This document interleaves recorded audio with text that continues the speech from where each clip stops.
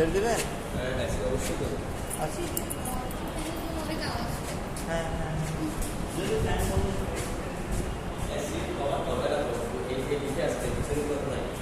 দুটি সামনে ধরে দিলে হবে, পিছনে তো বলবে না। সামনে ধরে দিলে দেখুন বন্ধ করে দেন, একটা line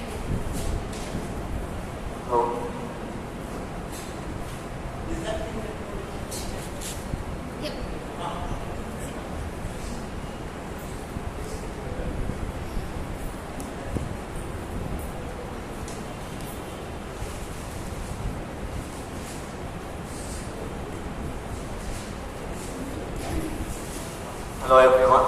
Hello. Thank you to all that are present. You know what, it's like after 2:30 to Rashtra, I'm very much appreciative that you guys came, right? I know it's kind of hard to come to classes after 2:30, but even though it's after 2:30 you guys are coming, so I'm very much appreciative. Thank you. So today we're going to go very quickly because last class it was 2 hours long. I know it was very, very long and you guys got tired. So I also got tired, so we're going to finish it a bit quicker this time, hopefully, inshallah. So in this class we're going to finish the rest of the autonomic pharmacology. Right? So in the previous class we discussed what is autonomic pharmacology, the things about sympathetic and parasympathetic system, right? And then we discussed what were direct drugs, direct agonists, indirect agonists, mixed acting agonists, right? And then we also discussed about a whole lot of other stuff, like we discussed about alpha-1 receptor, alpha-2 receptor, beta-1 receptor, its functions, its location, right? And then we discussed about the drugs, the agonist drugs, and we discussed about the antagonists or the beta blockers. We discussed the classifications of beta blockers, like there is first generation, second generation, third generation. We discussed why these generations are divided, what's the importance of third generation beta blockers. And then from there we went towards the mechanism of congestive cardiac failure as well, right? We discussed a lot of things. And then, so in this class, since we have finished about alpha-1, alpha-2 and beta-1, we'll just go very quickly over beta-2 receptor, okay? So beta-2 receptor, it is a sympathetic receptor, right? So what's the function of beta-2? As we know, what is the function of beta-2 in one word? What does beta-2 do? Dilatation. How does it dilate? By relaxing, right? So the function of beta-2 is basically relaxing of smooth muscle, right? So beta-2, what does it do? It causes relaxation, right? So that was the keyword for the beta-2, right? So what was the keyword for alpha-1 then? Alpha-1 was for constriction, right? That's what we discussed in the last class. And alpha-2, it was for negative feedback, right? Remember, alpha-2 causes negative feedback in the neuron, so it reduces the amount of epinephrine and norepinephrine coming out. Right? Beta-1 was, the keyword was on the heart. Right? It was present in the heart. And then beta-2, it causes relaxation. So what are the locations of beta-2? The locations of beta-2, as you can see, it is present in the bronchus, right? It causes bronchodilation. Present in the blood vessel, it causes vasodilation. Present in the uterus, so it causes uterus relaxation. This is known as tocolytic agent, right? So you know there are two when it comes to uterus, right? So there are two types of drugs. The drugs that contract the uterus, and then there are drugs that relax the uterus, right? Relax the uterus, right? So drugs that relax the uterus, these are known as tocolytic. So one question comes in your PROF, right? Mention the tocolytic drugs, right? So one of those tocolytic drugs is beta-2 agonist, right? There are other tocolytic drugs as well. For example, calcium channel blockers, right? They also relax the uterus, right? So in uterus, what does beta-2 receptor do? Thus it relaxes the uterus. And then it is also present in the detrusor muscles of the bladder. So when the detrusor muscles are relaxed, will micturition happen or it won't happen? The muscle is relaxed. The detrusor muscle is the muscle of the bladder, right? If the bladder muscle is relaxed, micturition hobe na, right? So when beta-2 receptor is stimulated, it prevents micturiation as well because it's present in the bladder. It is also present in the pancreas and liver. So the function in pancreas and liver is it increases blood glucose level. So in liver and pancreas, beta 2 receptor causes glycogenolysis and glucose release from the glucagon release from the pancreas. So if beta 2 receptor stimulated, it increases the blood glucose level because it is present in the pancreas and in the liver as well. So it's also present in the skeletal muscle. Now what's the function of beta 2 receptor in skeletal muscle? It causes contraction and relaxation, right? So when there is overdose of beta 2 receptors, beta 2 agonists, then we get what? Muscle tremors, right? That is very important. And it's also present on nerve terminals. It's also present in the nerve terminals. So the most important functions of beta 2 are, it causes bronchial relaxation, so it causes bronchodilation. Then it causes vasodilation. It also causes uterus relaxation, bladder relaxation, and it increases the blood glucose level, right? This is what we discussed so far. Now, what we have to go now is, we have to discuss, since we know about the function and the receptor distribution of beta 2, let's go about the agonist, beta 2 agonist, right? So beta 2 agonists are salbutamol, tolbutamine, retodin, ephedrine. So these are some of the beta 2 agonists, right? There's a whole list of beta 2 agonists. So one of the most common is salbutamol. What is the use of salbutamol? Right? So when there is asthma, what happens? There is bronchoconstriction, right? Due to hypersensitivity reaction, type 1 hypersensitivity reaction. So when you give salbutamol, it stimulates the beta 2 receptors in the bronchial lining and it dilates it, right? Very easy. So it's one of the uses of beta 2 agonist. It is used in asthma. It is also used in preterm labor, right? Because we discussed that it is beta 2 receptor is present within the uterus and it relaxes it. So what happens in preterm labor? Exactly. So in preterm labor, the labor happens quickly, right? We don't want this to happen. We need to prevent the labor from happening. So if you keep a tocolytic agent like beta 2 receptor agonist, for example, for this we use retodin. Okay? So among these, the beta 2 receptor that we use to prevent preterm labor is retodin, right? So when you give retodin, the uterus is relaxed. So we prevent the preterm labor. It is also used in urinary incontinence, right? So what is urinary incontinence?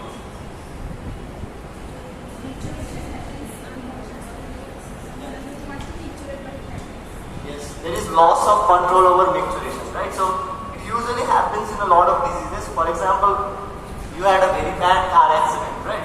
You studied atonic bladder and all that stuff, right? So when you have a very bad car accident, it damages your nerve endings, right? Splanchnic nerves, right? Or the nerves that innervate the sphincter of the bladder, right? So when these nerves are damaged, the tone of the bladder is lost. So whenever the bladder fills, because there is no tone of the sphincter, urine just dribbles out, right? Dribbling of urine, right? So when you relax the bladder, when you give this, the bladder is relaxed. So there is no pressure within the bladder. So it kind of prevents the dribbling of the urine, right? So it is used in treatment of urinary incontinence. However, there are two side effects of beta 2 agonists. One is it can cause muscle tremors because we know that beta 2 receptors are directly present in the skeletal muscles. So when you give beta 2, it directly stimulates these muscles and it causes their tremor, right? So if someone is taking salbutamol, instead of taking 1 puff or 2 puffs, if he takes 7 or 10 puffs, then after that we can get muscle tremors, right? Apart from that, when you give salbutamol, it can also stimulate somewhat beta 1 receptors as well. So if you give in case of salbutamol toxicity, then you will also have tachycardia and palpitations as well, right?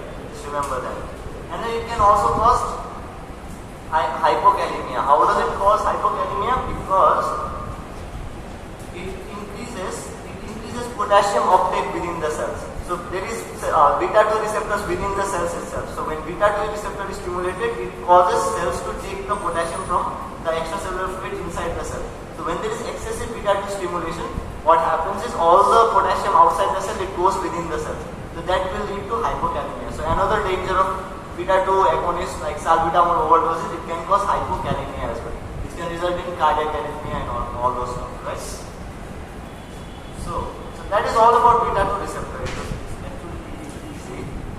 Beta 3 receptor, we don't really care about beta 3. So the thing that we care about is dopamine 1 receptor, right?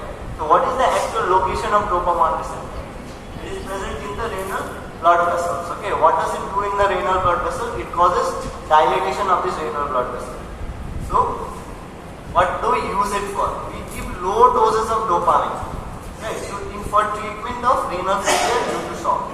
So what is actually happening is, this is your kidneys, right? And these are your renal arteries. So what we are saying is DOPA1 receptor is present within the renal artery.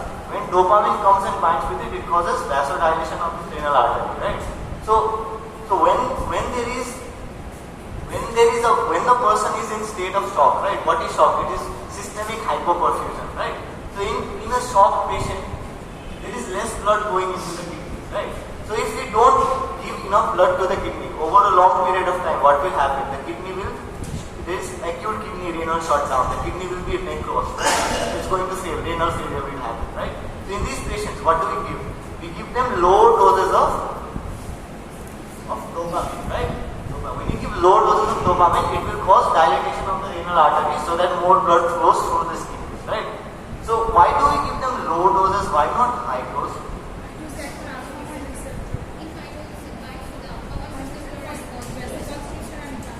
Yes. So we know that dopamine has its receptor preference, right? It is saw here. Dopamine in low doses binds with dopamine 1 receptor, but when the dose increases, it binds with beta and alpha receptor, right? So right in a shock patient, right, we just want to dilate the artery. We don't want the other effects, right? So in order to get the specificity or specific effect of dopamine, we only give dopamine in low doses, right? So giving low dose, it will only bind with dopamine receptor. It won't bind with beta 1 or alpha 1 receptor, right? So we give low doses of dopamine in a shock patient. We give this artery becomes dilated, more blood flows to the kidney, and the patient's kidney will be shaved. So we use dopamine, low doses of dopamine for what? To prevent renal failure in shock patients.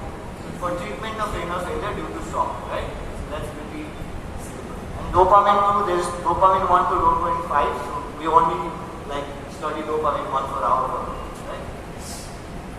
So we're mostly done with the synthetic systems, right? We discussed alpha 1, and then we discussed alpha 2, beta 1, beta 2, and then dopa 1, right? And then we discussed the location of these receptors, the functions, the agonist drugs, why they are used, and then the antagonist drug, why they are used, what are the contraindications. We discussed more or less all of it, right? Now let's go to the cholinergic system. Now, one thing that I did not discuss is the mechanism of synthesis. The synthesis and fate of neurotransmitters, right? So this picture is from lipid code, okay? So the picture in Triparty, it's kind of ugly, right? Like the book itself, the book is ugly. But in lipid code, the picture, I've not read through the whole of lipid code, but the picture is very nice, okay? So you can read through lipid code. So this comes in your exam, right? In your written exam, a question comes like this. Tell write the synthesis and fate of noradrenaline or acetylcholine, right? So you have to draw it exactly like this, right? You don't actually need to draw it, but if you can, just draw the picture, right? So let's go through it very quickly. So while talking about synthesis of adrenaline and noradrenaline, adrenaline and noradrenaline are coming from something called tyrosine. Okay, what is tyrosine? It's an amino acid, right? So what happens is inside the neuron there is influx of tyrosine by tyrosine sodium cotransporter, right? So it takes tyrosine and sodium at the same time. So when the tyrosine goes with sodium within the cells, then it is there is a hydroxylation reaction, and then tyrosine is converted into dopa, right? By which enzyme? Tyrosine hydroxylase enzyme. This is the rate limiting state. Now, what can anyone tell me? What is the rate limiting state? What's the rate limiting state?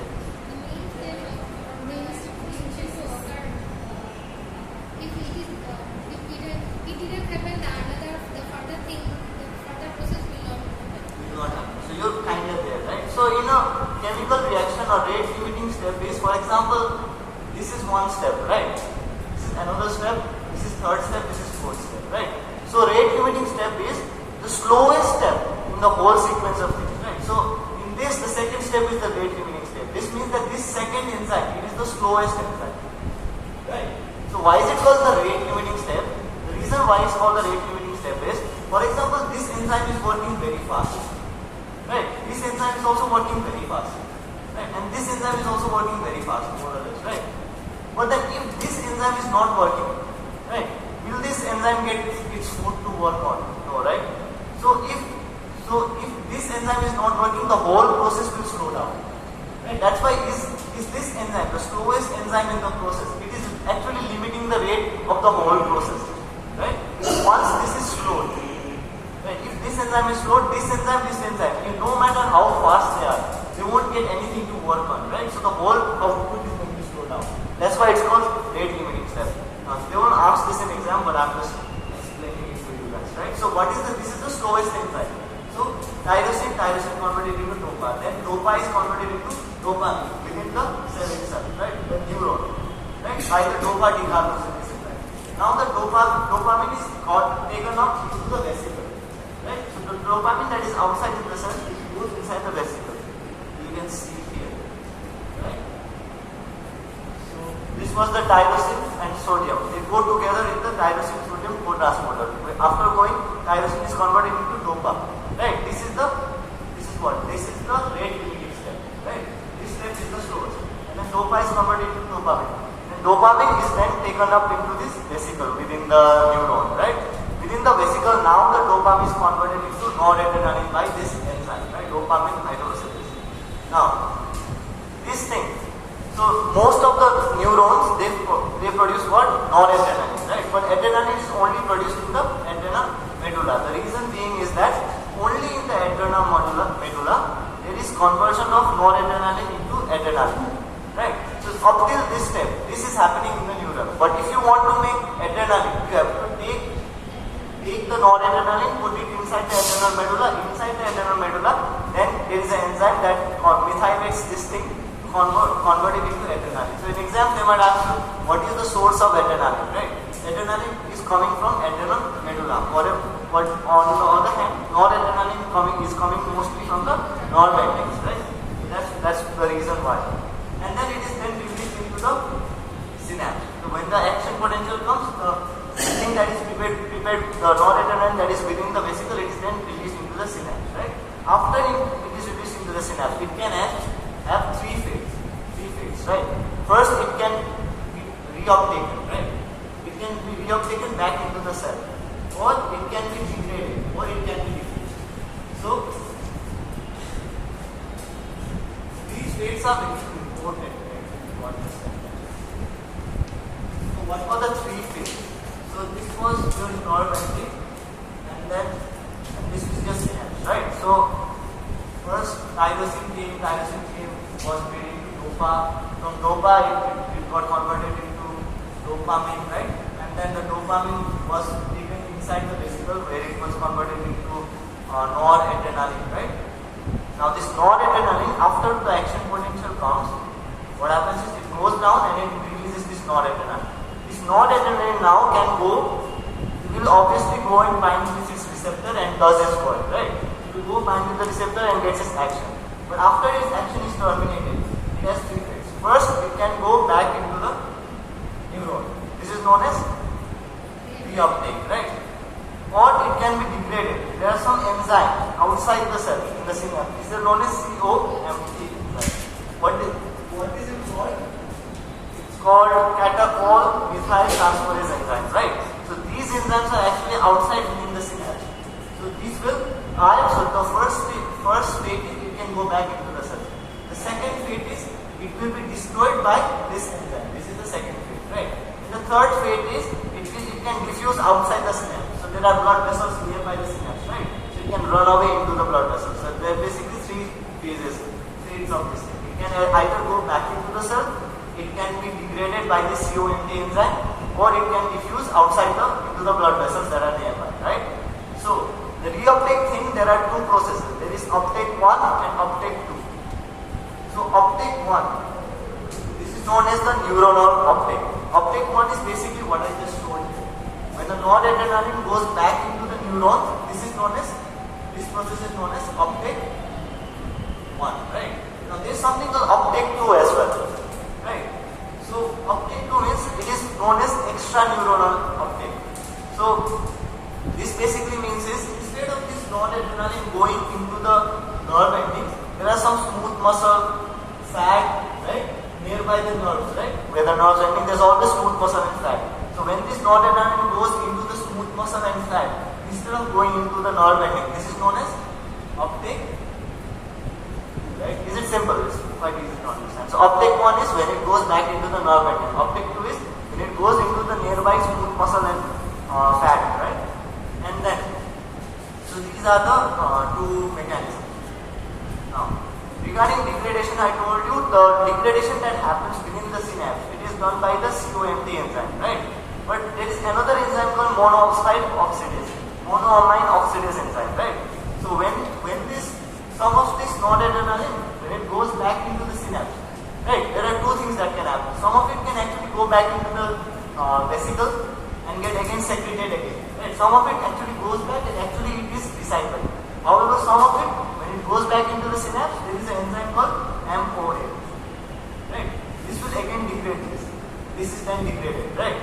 So after going inside, after uptake 1 as well, it can also, after uptake 1, it can be either again degraded by the MOA inside the neuron, or it can actually go inside the vesicle and get secreted out again. So it can happen, both things can happen within the neuron itself. Did you guys get it? Right? So that is the fate of noradrenaline energy. Now, after this COMT, after these enzymes have degraded the noradrenaline, what comes? BMA. Right? What is it called? What's the full form? Okay, I can't pronounce it. I can't pronounce it. Okay, so BMA, something called BMA comes out, right? And this BMA is secreted by urine. Right? So why is it so important? So people who have pheochromocytoma, for example, tumors in which those people where there is excessive levels of adrenaline and noradrenaline, in those people we can detect the excessive levels within the urine by the presence of this BMA, right? Another reason why this is important is, so for example, there are some people who are using amphetamines, right? You know, amphetamines drugs, like students take amphetamines and they students, and they increase the amount of noradrenaline within the synapse so that they can like finish the homework very quickly, like and study for exams and stuff like that, right? So it's actually used by athletes during performance, just before the exam, dope test, right? So that's dope test, but it can, in those people also the amount of BMA will be increased because they are actually increasing the release of the noradrenaline, right? So we can also detect BMA within the urine of these people as well, and the BMA levels are supposed to rise in these patients as well, right? So this is very important. So in exams, if they ask you the steps of synthesis and fate, right?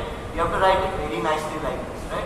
So there is influx and there is converted this. You have to mention the enzymes as well, and then you have to take very nicely say that there are 3 fates, right? Reuptake, it is either degraded or it goes out and runs off into the nearby blood vessels, right? That's actually very important. Now coming to the cholinergic system. Right, in the cholinergic system, what are the receptors? We have receptor M1 receptor, M2, M3, and then M4 and M5, we don't care about these two. And then NM receptor and NN receptor. Right? So these are basically the receptors. So we're going to go through each of these receptors. So the M1 receptor, as you can see, it is present mostly within the gastric glands and the central nervous system. Right? So within the gastric gland, what does it do? It increases the production of HCl. Right? So when M1 receptors are stimulated, it increases HCl secretion. In the CNS, it is used for learning, memory, motor functions. Right? So it's actually required for proper functioning of the central nervous system. So what's the function of M1 receptor? First function is secretion of HCl, right? And then the second function is it is actually required for proper functioning of the central nervous system. So it is also present in the the nerve endings, and it also has negative feedback on the acetylcholine release, right? So it should be easy to use. I'm not sure about it. With the sleep doesn't come to exams. Anyways, so you just have to remember 2 functions. One, it is inside the brain. Other, it is inside the stomach. These are these are the things that you need to require in clinical practice. Okay. So what are the drugs? So the drugs that we use to stimulate this M1 receptor, drugs such as Physostigmine and Physostigmine are used to stimulate M1 receptor, right? Now as you remember, Physostigmine and Physostigmine, these are direct or indirect acting drugs. indirect acting terms, right? So they actually inhibit the cholinesterase enzymes and increase, right? So these, since they are indirect acting terms, there is no way that the cholinesterase enzyme is within all over the body, right? So it is in the M1 receptor, but it is also inside in the neuromuscular junction as well, right? But for some reason, this physostigmine and rivastigmine, they are more affinity towards muscarinic receptor rather than nicotinic receptor. But it's not that they only work in muscarinic. They can also have nicotinic side effects as well. So they have nicotinic effects as well, muscarinic effect as well. But they have relative specificity or sensitivity towards muscarinic receptor, right? So when physostigmine is given, one of the indications is it is given in Alzheimer's disease, right? Because in Alzheimer's disease, apparently what happens is there is lack of acetylcholine within the brain. When you give physostigmine, you can go within the brain and stimulate the production of acetylcholine. So one of the questions that comes in your exams is,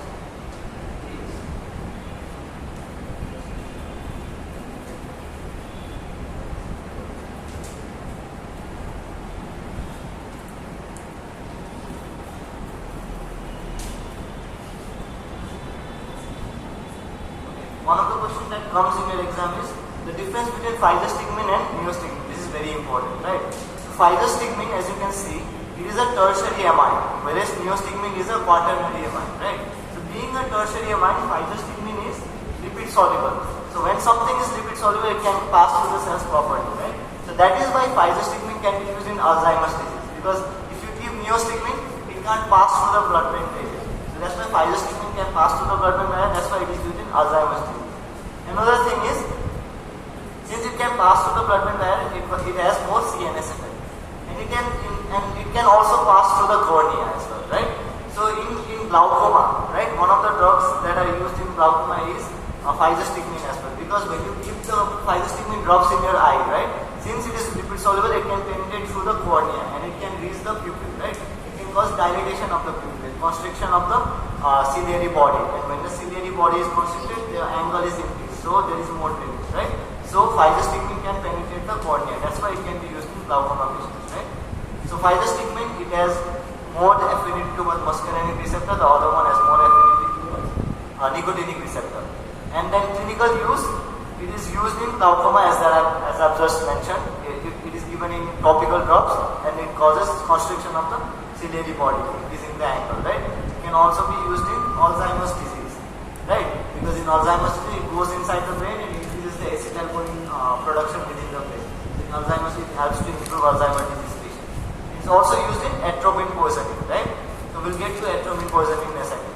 Whereas the neostigmine, it is used in myasthenia gravis and reversal of competitive blockers, right?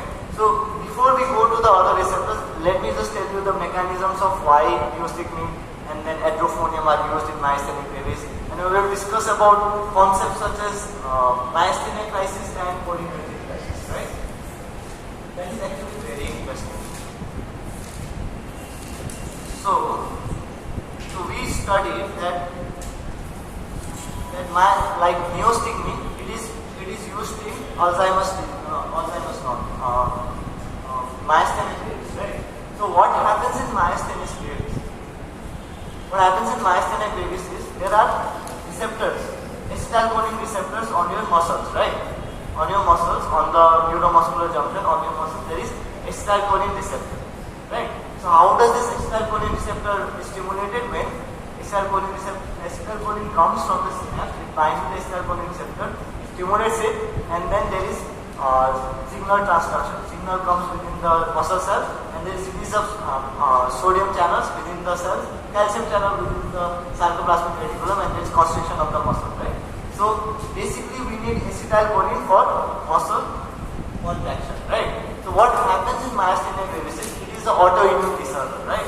So what happens is this is the acetylcholine receptor, but our body in myasthenia gravis produces antibodies, right? So these are the antibodies. So these antibodies go and then bind with these receptors. Now these antibodies are blocked with these receptors, right? These antibodies are autoantibodies that are produced against the receptor, right? Acetylcholine receptor. When this receptor is binded with this thing, can this acetylcholine now bind with this receptor?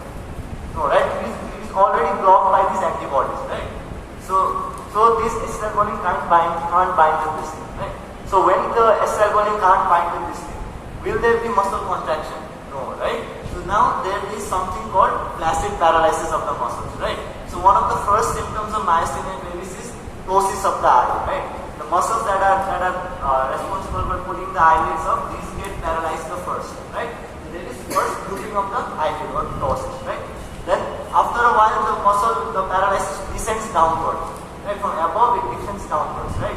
So when it descends downward, it will then paralyze the diaphragm, right? When it paralyzes the diaphragm, because diaphragm is also a skeletal muscle, right?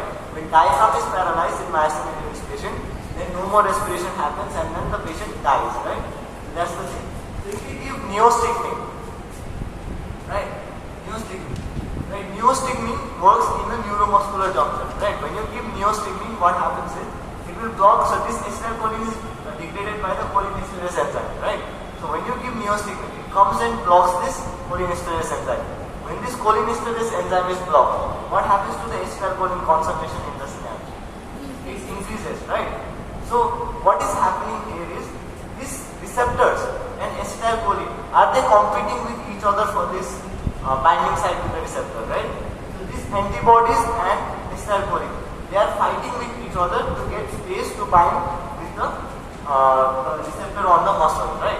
So if the antibody wins and bind with the muscle, the paralysis will happen. But if the acetylcholine wins and bind with the muscle, paralysis won't happen, right? The muscle will actually contract, right? So what we did is when we give neostigmine, this neostigmine has just blocked this acetylcholine enzyme, cholinesterase enzyme, right? When this cholinesterase enzyme is blocked, what is happening to the acetylcholine concentration now?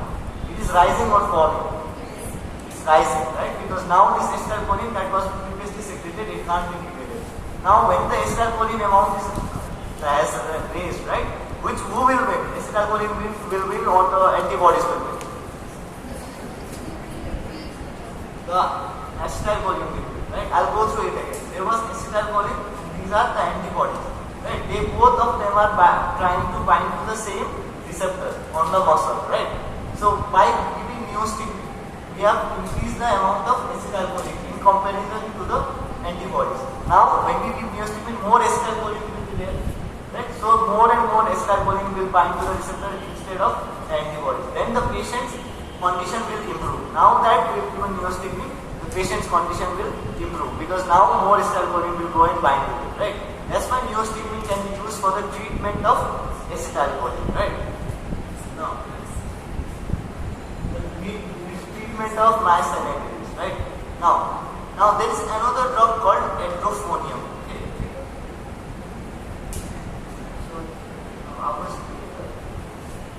So neostigmine, it works on the NM muscle, that is the neuromuscular junction.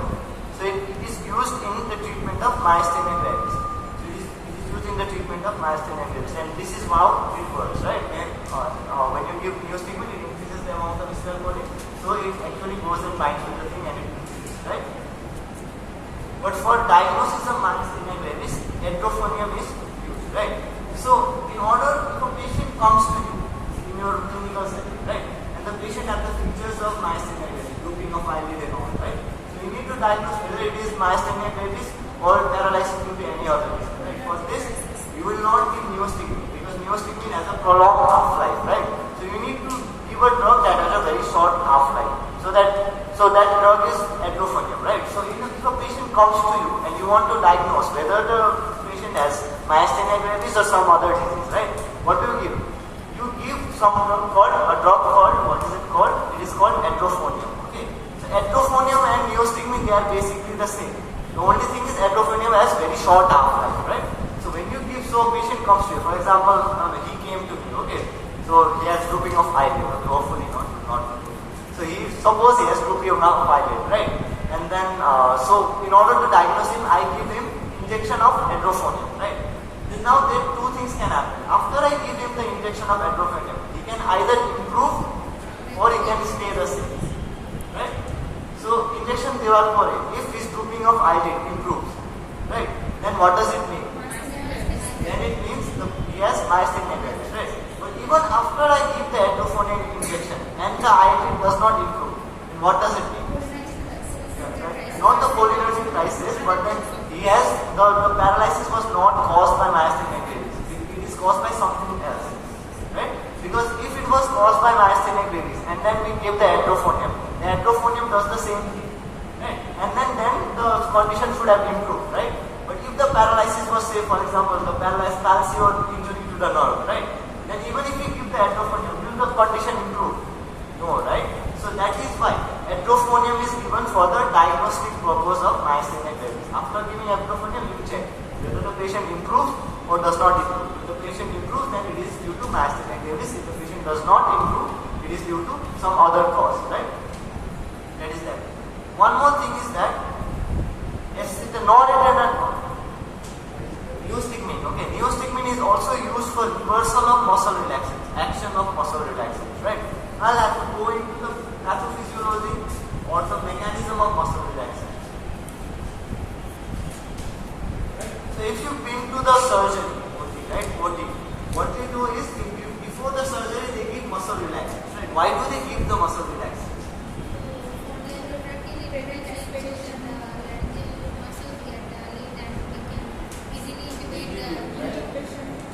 One thing is you can easily intubate the patient, right? So that when the laryngeal muscles they have a tone of themselves, right? They have a certain tone.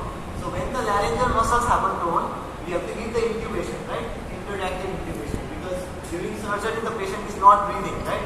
The diaphragm is paralyzed.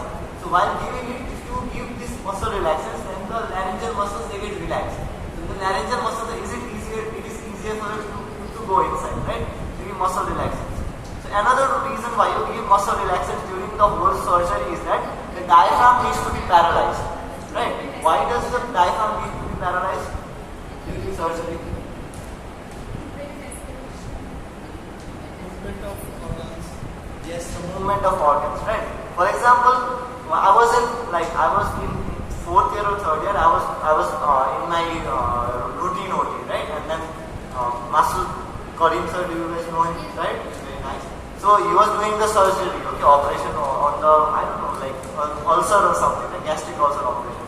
So while he was doing the operation, একটু পরে ও বলতেছিল anesthesiologist ko patient নাড়াচ্ছে, right? So the patient নাড়াচ্ছে means the diaphragm is started to move, right?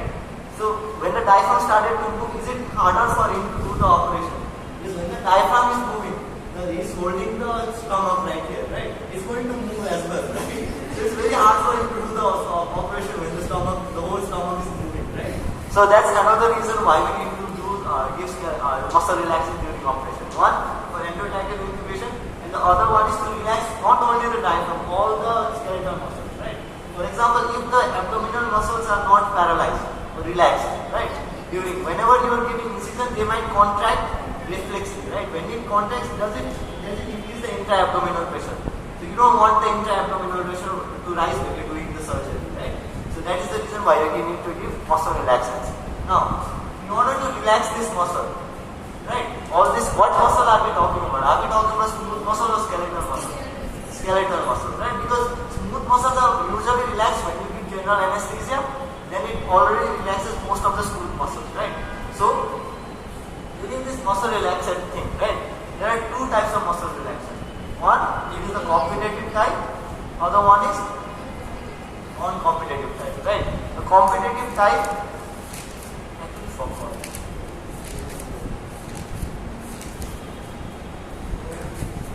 This is actually very important because it really does complicate.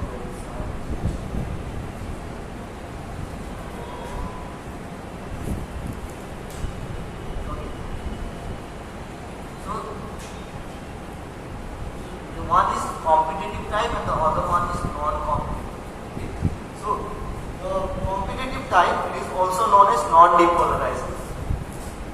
Non-depolarizing, right? And the non-competitive type is known as depolarizing, right? So, the non-competitive or the depolarizing type, you just need to remember one example, right? Samsa, right? And it is a very short-acting drug. It has a very short half-life, right? And then non-depolarizing, they have a lot of their classification, pancuronium, etraconium, all of those things, right? So the basic difference how they work succinylcholine works. This is your acetylcholine, right? This is the neuromuscular junction, and this is your receptor, right, in the muscles. Right? When the acetylcholine comes and binds to these receptors, so when it comes and binds to the receptor, there is the muscle contraction, right? But when you give succinylcholine, right? When you give succinylcholine, it also comes and binds with the same receptor, and it also stimulates the muscle, right? But when it comes and binds with the receptor and stimulates the muscle, it stimulates the muscle so much that after a while the muscle becomes fatigued, and then the muscle becomes relaxed, right? So what is the pattern of relaxation? So when succinylcholine comes, it comes and binds with the receptor. It first stimulates it, right? So at first what happens? Spastic paralysis happens, right? At first it stimulates it. At first, when you give succinylcholine, there is transient stimulation or spasm of the muscles, right? So first there is spastic paralysis that happens, right? There is muscle spasm, right? But after a prolonged period of spasm, like when a muscle has been spasmed for a prolonged period of time, it will, at some point it will get tired, right? When after a certain period of spastic paralysis, the muscle becomes tired. When it becomes tired, then we get classic paralysis, right? So in succinylcholine, the period of passive paralysis is the spastic paralysis is followed by the passive paralysis, because it works by actually making the muscle very tired, right? So in this way, it is called depolarizing, because the drug itself, it is also depolarizing the muscle. The acetylcholine also depolarizes or makes the muscle contract. This is also depolarizing the muscle and makes it contract, right? Another thing is, it is known as non-competitive. It's called non-competitive because they are doing the same thing. Are they competing with each other? They are not even doing the opposite things, right? To have a competition, you have to have different motives, right? But since both of them have the same motive, both of them bind to the same receptor and get the same action, they are actually not competing with each other, right? So that's why this is known as non-competitive. Am I right? If I'm wrong, just let me know, okay? Because I might have missed a couple of more. I don't know everything.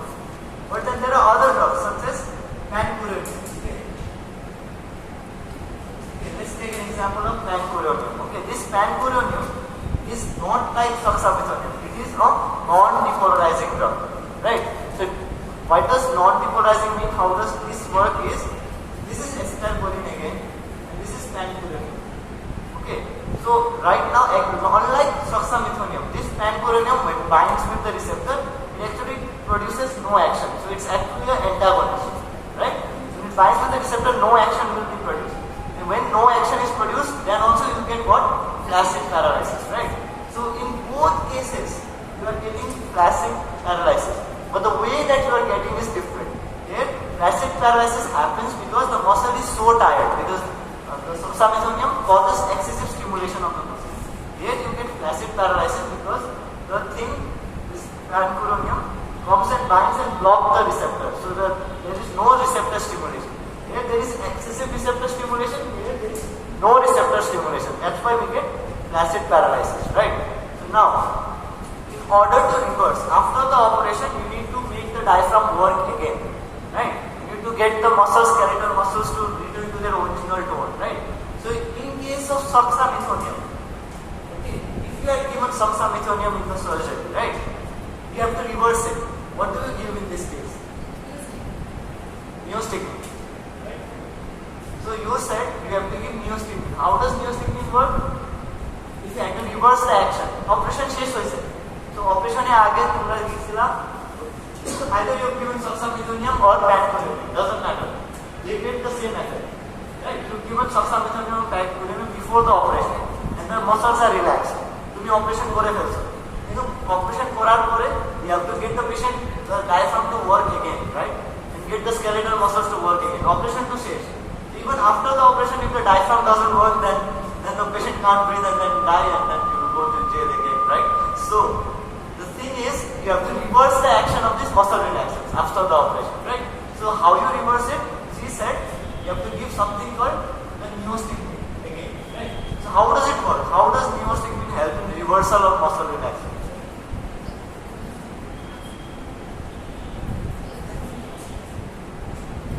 So the way that it works is, relaxation actually happens, right? So if you understand this, there's a very tricky question inside here that I'll ask you guys. You guys can answer it. You guys are following me, right? Going very slow.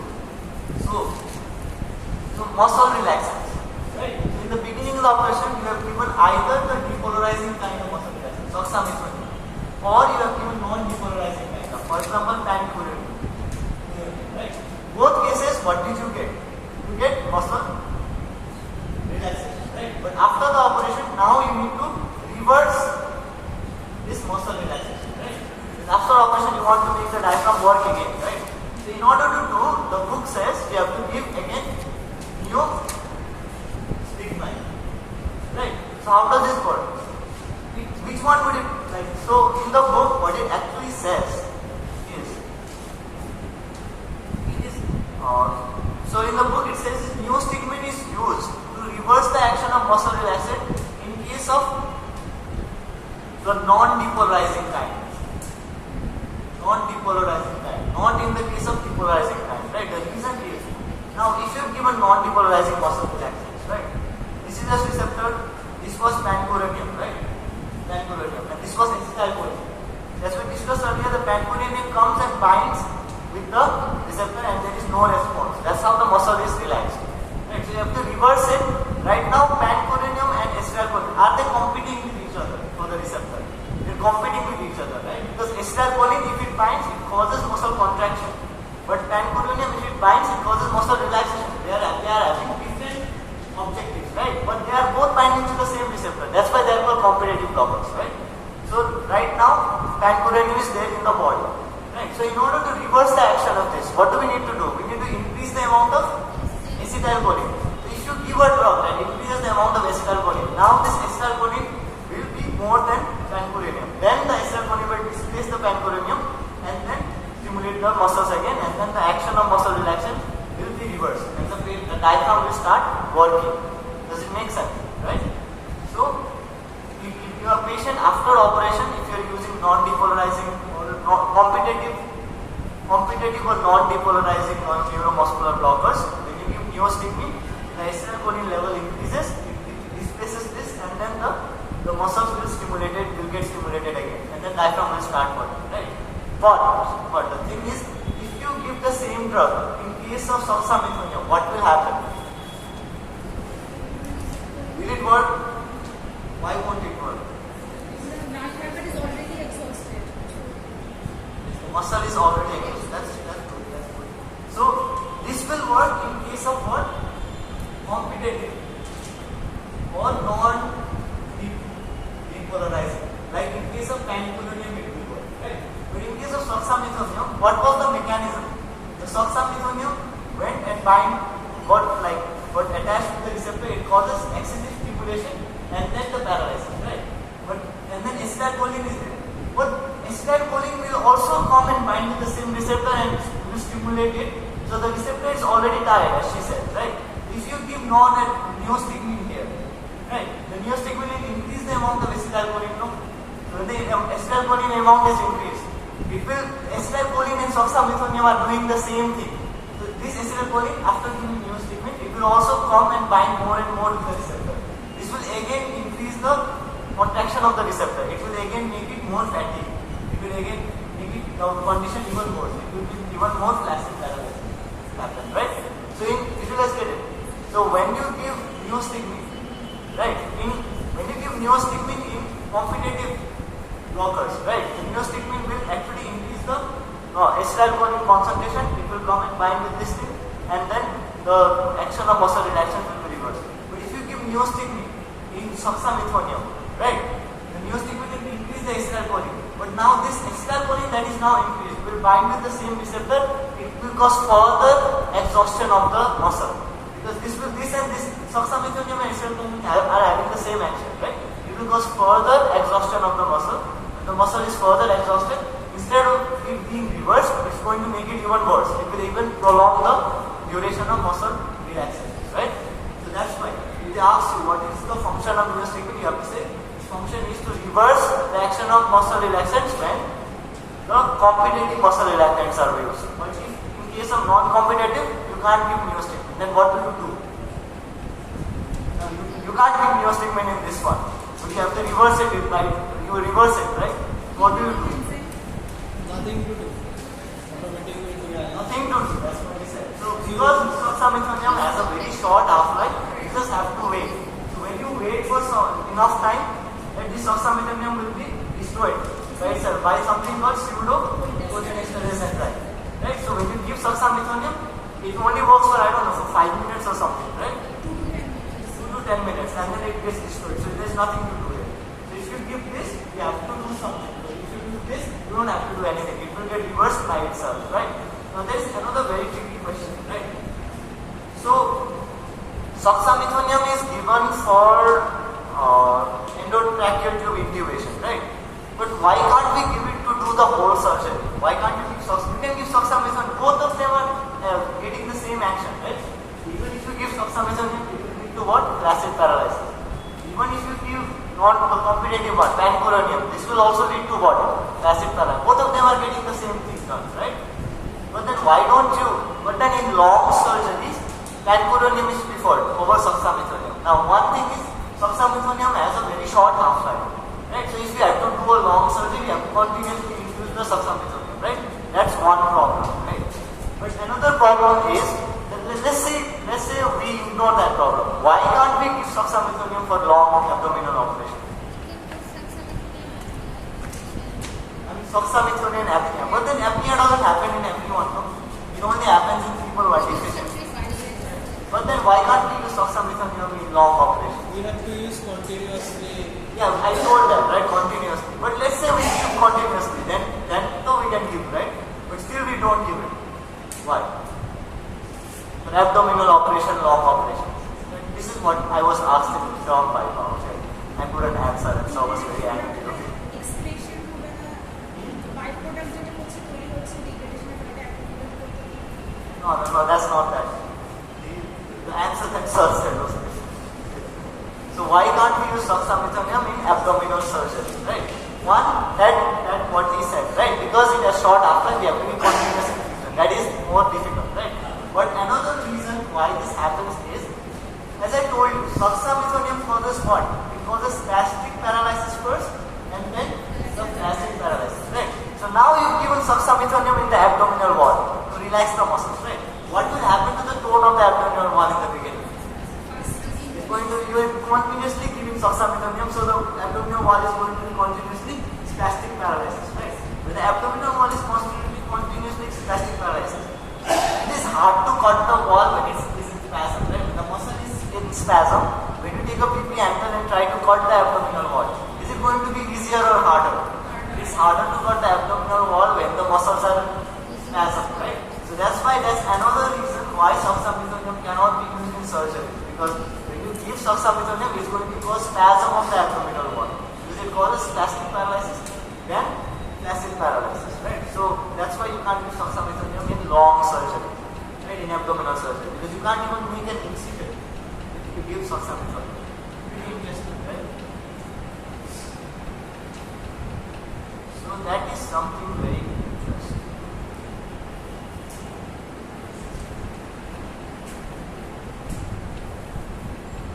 Now there is something else, okay? And there are two conditions. For example, like the same, let's go back to the same patient, okay? So he diagnosed the patient with Myasthenia gravis by giving him Autonomic, right? But do we give Autonomic for treatment purpose? Why not? Not as chart, right? So we have to give so many doses, like so many tablets of every single day, right? 20 tablets of injections, right? So what do we use for treatment purpose? We use Neostigmine. Right. Now there is there are two terms, right? Cholinergic crisis and Myasthenia crisis. What is it called? It's Myasthenia crisis and cholinergic crisis. Right?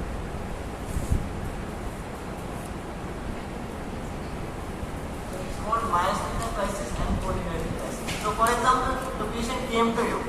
Okay. So let's say it was a 10-year-old girl. Okay. She came to you with the problems of ptosis. You gave Autonomic. The patient improved. The patient had Myasthenia gravis, right? Now, in order to treat this Myasthenia gravis, as a doctor, you prescribe that patient Neostigmine, right? So the patient went home, right? But what happens sometimes if there is an overdose of Neostigmine, for example, instead of taking one injection, mistakenly the girl took 2 injections of Neostigmine, right? So what will happen when 2 injections of Neostigmine are taken? Right? This is the synapse. This is the receptor in the muscle, right? What is Neostigmine? There is antibodies here, right? Right? And there is acetylcholine. Neostigmine, this Neostigmine will come and block this enzyme, right? When it blocks the cholinesterase enzyme, it will increase the amount of acetylcholine. This acetylcholine is now competing with this or the antibodies, right? And then it will win over the antibody. It will win over the antibody, bind with the receptor, and it will stimulate the muscle. And it will improve the condition of the patient, right? But instead of giving 1 injection, if you give mistakenly 2 injections of Neostigmine, what will happen? More Neostigmine will come, right? And it will more of these enzymes will be degraded. Stop, right? When more of these enzymes are stopped, there is an excessive rise of acetylcholine, right? When there is an excessive rise of acetylcholine, right? What will this acetylcholine will do now? More and more of this acetylcholine will go and bind with the receptor, no? So when excessive amount of acetylcholine binds with the receptor, the same thing happens that happened with succinylcholine. When excessive stimulation happens, the muscle will go into relaxation. It will be tired. It will contract. It will get constricted very hard. Right? There will be prolonged constriction, and then the muscle will become flaccid paralyzed. So when there is an overdose of Neostigmine, what will happen? There is excessive amount of acetylcholine. This excessive amount of acetylcholine will stimulate this receptor, and then it will cause the receptor to be exhausted, and then the muscle to be exhausted because it will excessively contract the muscle, and it will lead to what? Flaccid paralysis. Does it make sense? Right? So we are getting flaccid paralysis by giving Neostigmine. But we gave Neostigmine in order to treat flaccid paralysis in the first place, right? Are you guys following me? Right? So in case of Neostigmine overdose, there is flaccid paralysis. Now second scenario can also happen. For example, you gave, I don't know. For example, you gave 10 milligram per kg body weight of, I'm just making this number up, okay, I don't know actually now. Neostigmine to this patient for treatment, right? You gave 10 milligram per body weight. Now this patient, this girl was taking Neostigmine every single day, right? And she was doing completely fine. But like with any autoimmune disease, right? As you grow older, the disease gets worse, right? What happens is myasthenia gravis is, as you get longer, the disease process gets longer, it's going to get worse and worse and worse. So another situation that can happen is that the amount of drug that you gave to the patient, like it was working previously, but now what happens is the disease has progressed to such a stage that there are so many antibodies now, autoimmune antibodies. Previously there were I guess 2 autoimmune antibodies. Let's take an example. Now the patient's disease condition, myasthenia gravis, has become very worse. Now instead of 2, there's so many antibodies, right? Now, but then you're giving only 10 milligram per kg body weight, right? So is this enough to fight all of these antibodies right now? No, because right now the disease has progressed, right? So in this case, what will happen now? We have given the Neostigmine, it's working, but it's not working enough. The antibodies have now won over the Neostigmine because it has been because of the disease process, right? Now all of these antibodies, since they are so much more than the acetylcholine, right? Because the Neostigmine can't keep up with the amount of antibodies. These antibodies will come and bind with the receptor. And these antibodies are coming from what? Due to the disease, right? You bind with the receptor. When all of these antibodies bind with the receptor, will the receptor be stimulated? It will be stimulated or it won't be stimulated. When antibodies bind with the receptor, do they stimulate the receptor or block the receptor? They block the receptor, right? So these antibodies will completely block the receptor. Here also what will you give? You get what? Flaccid paralysis. So you guys get it? Right? So there are 2 cases. During the course of treatment of a myasthenia gravis patient, the patient can again come to you, right? With the complaints of again flaccid paralysis due to 2 conditions. One, either she has taken excessive dose of Neostigmine. Second, either or her disease has become so worse that the Neostigmine that you gave is not working enough, right? So So there are two cases in which a patient who is taking drugs, Neostigmine for myasthenia gravis, can come to you, chamber again, right?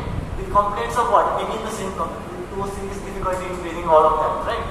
So say, do you understand the two conditions? Right? There are two conditions. One is overdose of Neostigmine. Second, the disease has become very bad, right? So this condition is a crisis, right? Because the patient will come to you and then the diaphragm is now paralyzed of this patient. The patient can't breathe. The girl is sighing also, okay? So it's a very emergency condition, right? Because the diaphragm is not working right now. So the mother of the girl, she brings the girl to you, right? So with our mother, he will say, বিশ্বাস নিতেছে না, right? আপনি ওষুধ দিচ্ছেন, তারপর 2 মাসটা ভালো কাজ করতেছে, এখন হঠাৎ করে ওর নিঃশ্বাস নিতেছে না, right? If the girl came to you, right? So you have to find out, you have to give the appropriate treatment, right? So if you have to give the appropriate treatment, you have to first differentiate whether the condition, this passive paralysis, is happening due to the disease or whether this passive paralysis is happening due to overdose, right? So if the passive paralysis was happening due to the disease process, this is known as myasthenia crisis, right? You guys get it? This is known as what? Myasthenia crisis, because the crisis is happening due to myasthenia gravis itself, right? So this is what? This is called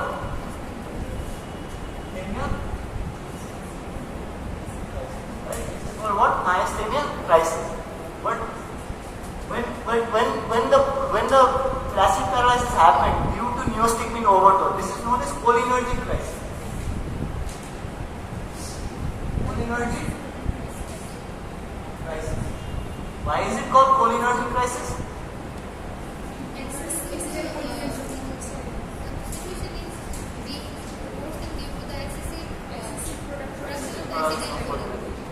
In a simpler way, because Neostigmine is a cholinergic drug and the crisis is happening due to overdose of this cholinergic drug, that is Neostigmine. That's why we call it the cholinergic crisis, right?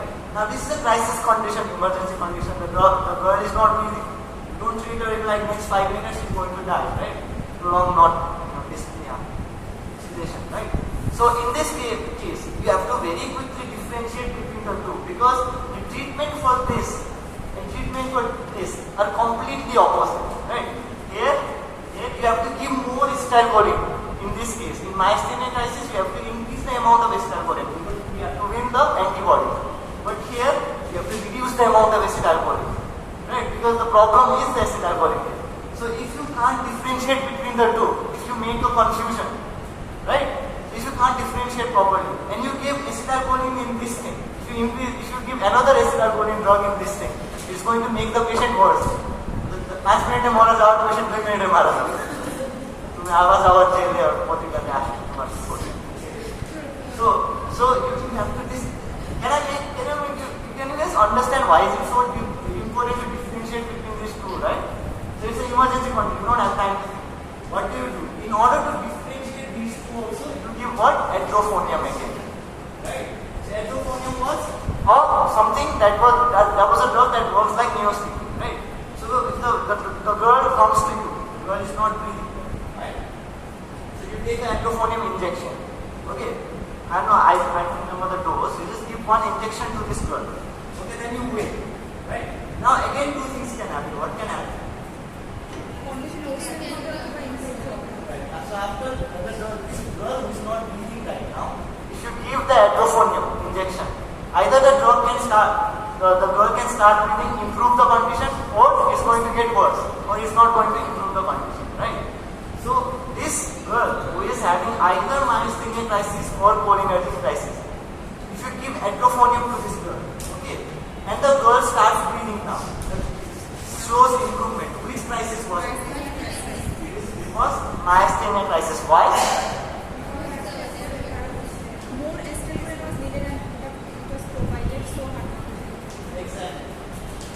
Can you guys understand this? Now so when you give the Autonomic in this case, and the girl starts breathing, she was not able to breathe. This is because myasthenia crisis. Because when you give Autonomic now will increase the amount of acetylcholine, right? When the amount of acetylcholine now is increased, it's going to compete with the autoantibodies and it's going diaphragm contracted, patient improves, right? But like for example, if you give the atrophonium and the patient does not improve, or it gets worse, which crisis was it? Cholinergic crisis. Because if you give the atrophonium in this case, it's going to further increase the external current. It's going to further stimulate it, further make it more flaccid paralyzed, further cause more exhaustion of the muscle, right? So if a patient comes to you, you give what? Atrophonium to the patient to see whether the patient breathes or does not breathe. Right? If the patient breathes, then good. You keep on giving atrophonium, or you can give Neostigmine. You can switch over to Neostigmine. Am I clear, right? You can keep on giving atrophonium. It is faulty, right? If the patient does not breathe, right, then you give something else. That something else is, what should you give? You should give, if the patient does not breathe, then you should actually block the action of acetylcholine. Right? If the patient does not breathe, and this means this is cholinergic crisis. So if it was myasthenia crisis, you keep on giving the atrophonium or give Neostigmine, right? But if it was cholinergic crisis, then you have to give something to prevent the action of this or reduce this acetylcholine in the serum. So now I'm guessing, I don't know. You guys know what you should do. So what I'm thinking, you should probably give a non-competitive blocker, right? If you give a non-competitive blocker, or if you give a competitive blocker, for example, vancomycin or something, right? I'm just making this up, probably, right? If you give a competitive blocker, it's going to block this acetylcholine, and then it's going to reduce the amount of acetylcholine in the serum. Right? It's going to block it. So I don't know the treatment for this, but the treatment for this is different from the treatment for this, right? In order to differentiate between myasthenia crisis and cholinergic crisis, what do? You give atrophonium. Am I clear? Right? So it's quite interesting, right? That's another use of method. That's very interesting.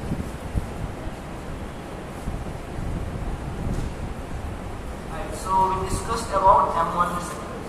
I was taking this fat down, right? So Physostigmine is used for, as I must in this, and it is also used for glaucoma because it can contract the significance. Right? Now let's talk to antagonist blockers. Right? Let's talk about antagonist blockers. So M1 receptor antagonist. Some drugs such as atropine and hyoscyamine, right? These are drugs that can block the M1 receptor. Okay. So, what are the uses of M1 receptor blocking, right? So, you can drugs that block or antagonize the M1 receptor, as you can see. These are atropine and hyoscyamine, right? I mean, atropine antagonizes M1, M2, M3, all the muscarinic, but in this case, we're specifically talking about M1 receptor, right? These drugs are given. These drugs can be used in Parkinsonism, right? So what is Parkinsonism?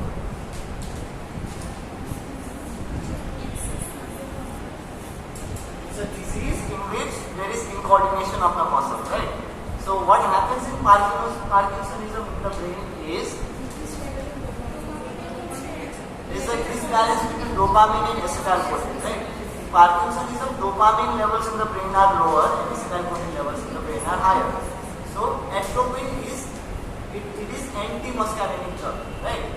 So when you give atropine within the brain, is it going to antagonize or block the action of acetylcholine within the brain? It will block the action of acetylcholine within the brain, right? So when it blocks the action of acetylcholine, as we saw in Parkinsonism, that is very simple, right?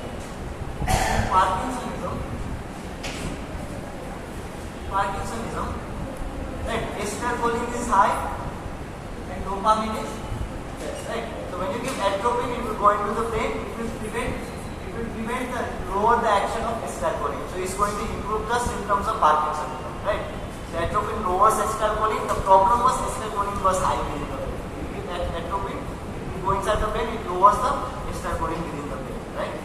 It is also used in treatment of motion sickness, right?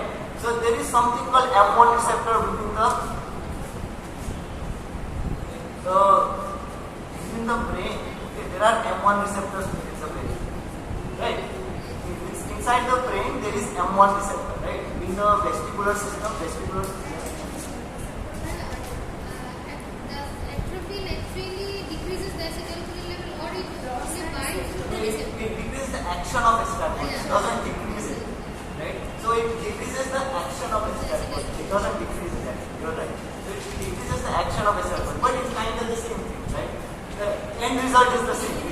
result is acetylcholine action. binds with the receptor and blocks the It binds with the muscarinic receptor within the brain and it blocks it. It doesn't actually destroy the acetylcholine, but then the action is the same. The result is acetylcholine action is reduced, right? So it is also used in motion sickness, right? Particularly the drug Hyoscyamine, it is used in motion sickness, right? So whenever you are going on a long bus journey, right? Some people they have a problem of vomiting, right? Why do they vomit? Because during the turns of the bus, the vestibular system within their brain, within their ear, it gets stimulated, right? And when this vestibular system is stimulated, it sends a signal to the brain. That within the brain there is again M1 receptor in the brain, right? We studied that M1 receptor was inside the CNS, right? So inside the brain there is M1 receptor, right? So when this M1 receptor is stimulated, it stimulates the vomiting center in the brain. That's why you get feelings of vomiting, right? So if we can block this M1 receptor, we can prevent vomiting, right? So atropine, not atropine, but atropine-like drugs. For example, hyoscyamine.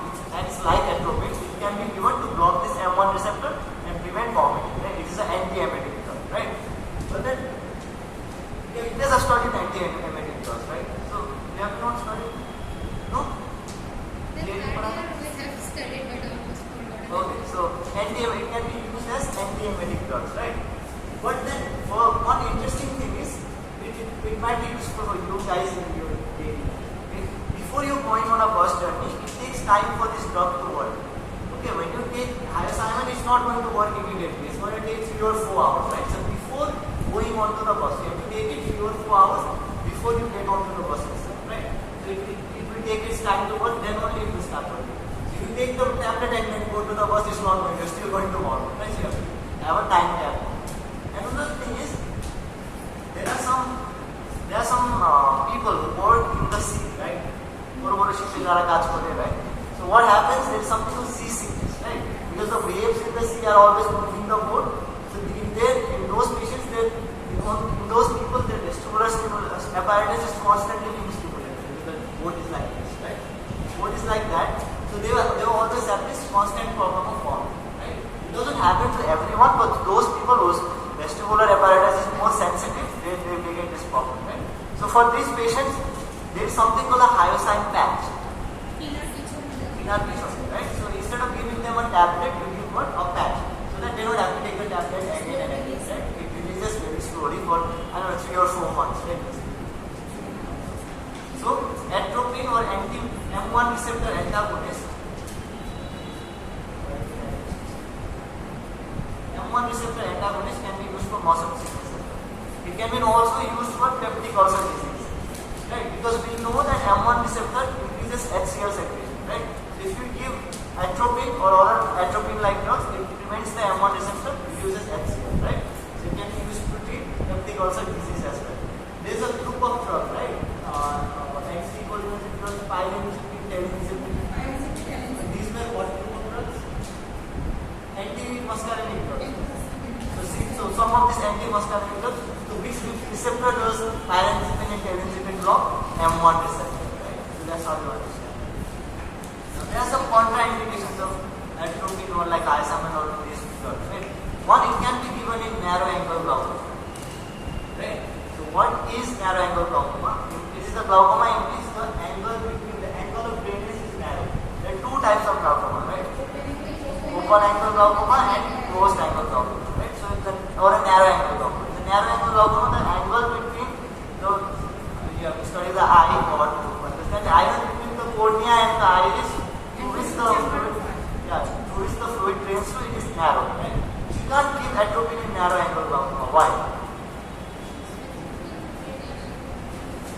So the function, when you give M3 stimulation causes the constriction of the ciliary body and increases the angle. But when you give atropine, it blocks M1, it blocks M3 as well, right? It blocks all the muscarinic receptor. When it blocks the M3 receptor, it relaxes the ciliary body. When the ciliary body is contracted, the angle becomes larger. When the ciliary body is relaxed, what will happen? Opposite thing will happen. The angle becomes narrower, right? So the person who already has the narrow angle glaucoma, if you get atropine, the angle is going to relax the ciliary body, the angle is going to be even more narrower, right? So that's why you can't give atropine in narrow angle glaucoma. It's going to increase the intraocular pressure. It can't be given in elderly patients canine prostaglandin hyperplasia, right? So it can be given in BPH patients. Why?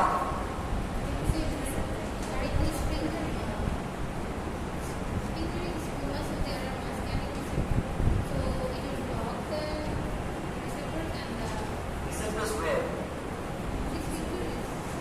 It's more to do, less to do with the sphincter, but more to do with the bladder itself, right? When you give atropine, what will happen? Will micturition happen or not happen?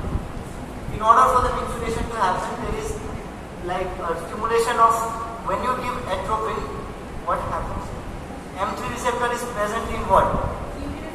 In the bladder, right? You see, M3 receptor is present in the bladder. Receptor is present in the bladder, the detrusor muscle, right? So M3 receptor needs to be stimulated for the bladder to contract, right? So micturiation. When you give atropine, this M3 receptor is blocked.